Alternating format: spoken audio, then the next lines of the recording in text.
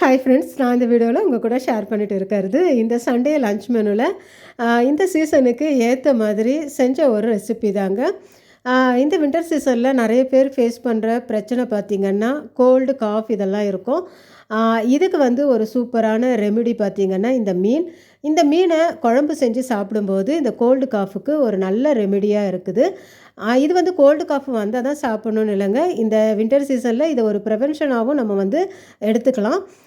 இந்த மீன் பார்த்திங்கன்னா காரப்பொடி மீன் சொல்லுவாங்க.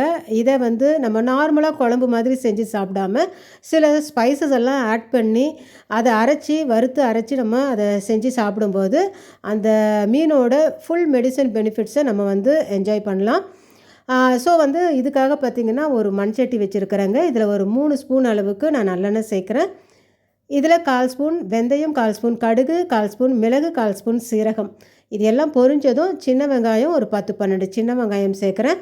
அது நல்லா வதக்கி விடலாம். ஒரு பச்சை மிளகாய், கொஞ்சம் கருவேப்பிலை சேர்த்து இந்த பக்கம் பார்த்திங்கன்னா பாறை மீனும் கொஞ்சம் வாங்கிட்டு வந்திருந்தாங்க. ஸோ வந்து அந்த பாறை மீனோட தலையெல்லாம் சேர்த்து இந்த பக்கம் இன்னொரு குழம்பு தனியாக ரெடி பண்ணிக்கிட்டு இருந்தேன். அடுத்து இந்த வெங்காயம், தக்காளி எல்லாம் நல்லா வதங்கினதுக்கப்புறம் நம்ம கரைச்சி எடுத்து வச்சுருக்கிற அந்த குழம்பையும் இதில்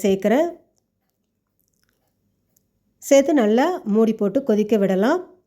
இப்போ இந்த பாறை மீன் குழம்பும் பார்த்திங்கன்னா ரெடி ஆகிடுச்சிங்க. இதை மூடி எடுத்து வச்சுட்டு இப்போ இந்த குழம்புக்காக ஒரு மசாலா ரெடி பண்ண போகிறோம். இதுக்காக பார்த்திங்கன்னா முழு பூண்டை இந்த மேல் தோல் மட்டும் நான் எடுத்து வச்சுருக்கிறேன். அடுத்து ஒரு 4 காஞ்ச மிளகாய், 1 ஸ்பூன் தனியா, ஒரு 1/2 ஸ்பூன் சீரகம், 1 ஸ்பூன் மிளகு, கொஞ்சம் கருவேப்பிலை எடுத்து வச்சுருக்கிறேன். இதை பார்த்திங்கன்னா நல்லா வந்து ஒரு 1/4 ஸ்பூன் எண்ணெய் சேர்த்து நம்ம வந்து சிம்மில் வச்சுட்டு நல்லா வாசம் வர அளவுக்கு வறுத்து விடலாம். இது ஒரு 5 நிமிஷம் நல்லா வறுபட்டதும் நம்ம இதை ஆற வச்சு நல்லா மிக்சியில் கொரகொரப்பாக அரைச்சி எடுத்துக்கலாம். இப்போ பார்த்திங்கன்னா இந்த குழம்பு நல்லா எண்ணெய் பிரிஞ்சு கொதித்து வந்துடுச்சு. இந்த ஸ்டேஜில் நம்ம எடுத்து வச்சுருக்கிற இந்த மீனை இதில் சேர்க்கலாம். இந்த மீன் பார்த்திங்கன்னா ரொம்ப சாஃப்டாக இருக்கும். அதனால் மீனை சேர்த்த உடனே நம்ம வந்து ரொம்ப நேரம்லாம் கொதிக்க விடக்கூடாதுங்க. ஜஸ்ட் அந்த மீனை போட்டுட்டு உடனே பார்த்திங்கன்னா நம்ம அரைச்சி வச்சுருக்கிற அந்த பொடியும் இதில் சேர்த்துடலாம்.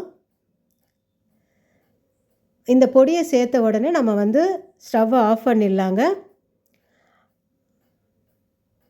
ஜஸ்ட்டு ஒரு கிளறிட்டு நம்ம வந்து அந்த சூட்லேயே பார்த்திங்கன்னா இந்த மீன் வந்து நல்லா வெந்துடும். இந்த மாதிரி குட்டி குட்டியாக பபிள்ஸ் வரும்போதே நம்ம வந்து கொத்தமல்லி போட்டு மூடி வச்சிடலாம்.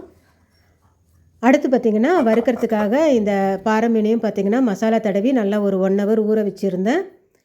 இதை வந்து கொஞ்சம் ஆயில் ஃப்ரீயாக இருக்கட்டும்ங்கிறதுனால அவனில் வச்சு கிரில் மோட்டில் நம்ம வந்து ஃப்ரை பண்ணி எடுத்தாச்சு. இப்போ நம்ம வீட்டோட சண்டே லஞ்ச் மெனு ரொம்பவுமே சூப்பராக ரெடியாக இருந்துச்சுங்க. நல்ல சூடான சாதம், அடுத்து நிறைய மெடிசன் பெனிஃபிட்ஸ் இருக்கிற பூண்டு மிளகெல்லாம் சேர்த்து செய்கிற இந்த காரப்பொடி மீன் குழம்பு,